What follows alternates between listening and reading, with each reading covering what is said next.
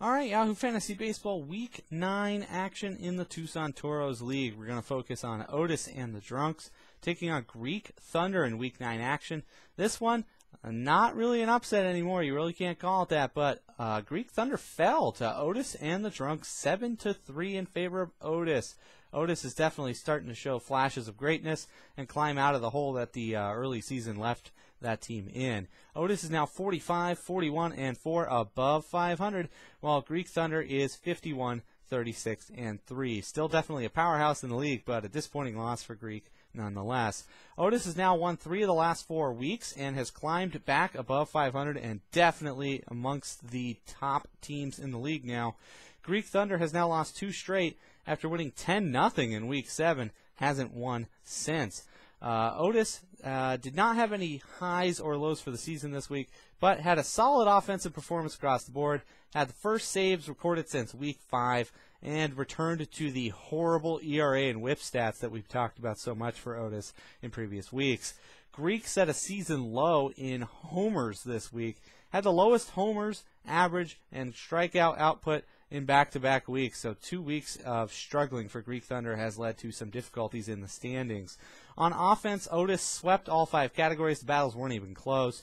While in pitching, Greek was able to take 3 out of 5, took the saves, ERA, and WHIP categories, leaving the win category and the strikeout category for Otis. Otis had 8 players on offense hit homers. That's fantastic production across the board. Scott Rowland continues to find the fountain of youth. He hit 3 homers, had 7 RBIs, and a 375 average for the week. That's fantastic.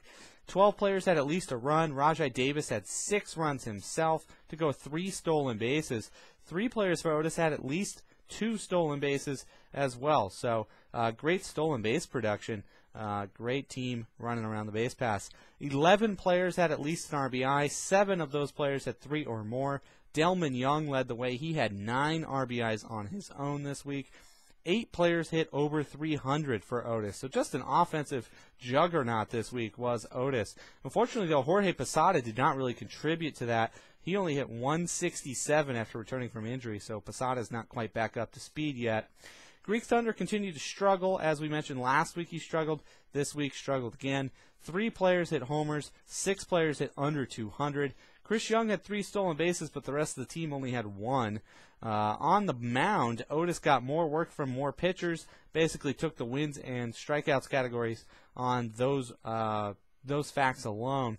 Got blown out in the ERA and WHIP categories again. Otis has returned to old form with an ugly ERA and an ugly WHIP.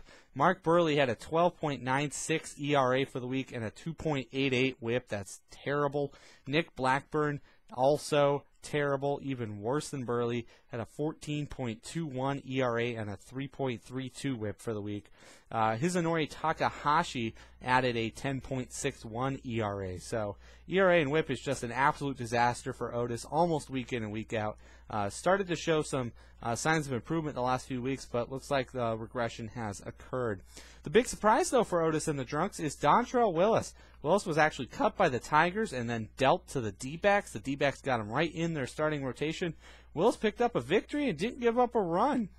Add that to Justin Verlander's 12 Ks and a victory, and Otis was able to at least take a couple of categories there for a respectable pitching effort to go with an absolute sweep on the offensive side. Greek had excellent closers this week. That's definitely what allowed Greek to take the saves, ERA, and WHIP categories, despite Otis's struggles in some of those categories. Greek had Deftali Feliz. He had 2 saves and a 0 ERA. Mariano Rivera had 3 saves and a 0 ERA. And Joaquim Soria had a save and a 0 ERA. They were working together to overcome Trevor Hoffman. Hoffman no longer closing for the Brewers, but still isn't finding the plate right like he needs to right now. He had a 13.5 ERA for the week. And then starter Johnny Cueto really struggled. He didn't get any strikeouts in his starting appearance in the week and had a 14.4 ERA to go with it. So those closers definitely helped close the gap a little bit with those terrible performances from Hoffman and Cueto. 5 pitchers for Greek had a 0 ERA overall, though. That's fantastic. And 4 pitchers had a WHIP under 1. So ERA and WHIP, not a concern for Greek, and it just made the numbers for Otis look all that much worse this week. But Otis was the clear victor in this matchup, And going ahead here, Otis and the Drunks is now 8th in the standings, so just 2 slots out of the top 6. Remember, the top 6 make the playoffs, so Otis is looking great right now, only 3 games out of 6th, and taking on 6th place Hunt 1981 as we head into Week 10 action. This is a huge matchup for Otis. Hunt is on a real significant slide down the standings, was at the top of the standings, hasn't won since they picked up their first loss, while Otis is trying to climb back up and continue this momentum that finds Otis just mere steps away from top 6 action. While Greek Thunder is now 2nd in the standings, so still sitting pretty right now. 7 games out of first, so twice as nice, has built up a little bit of a lead ahead of the rest of the league. But Greek Thunder is still 2nd overall and is going to be taking on one of the struggling teams in the league right now, Tucson's Prettiest, in Week 10 action. So we'll look to see both these teams hopefully continue their momentum and make some changes and possibly climb even further up in the standings in Week 10.